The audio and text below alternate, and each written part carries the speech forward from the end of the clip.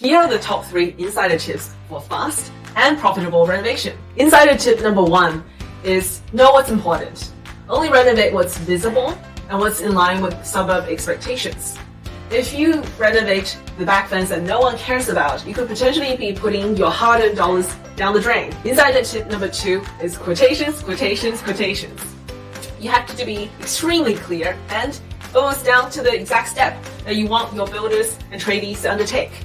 And if you're getting a fixed price quote, always include another additional contingency amount because you never know what will happen during a renovation. And lastly, insider tip number 3 is optimize your project planning. Ensure that your tradies' tasks don't interfere with each other. And you also have to check on the progress on daily and definitely on a weekly basis to make sure they are on time. This is Mary from Creatopia Constructions. Like and subscribe to our page for even more useful updates. Have a great day.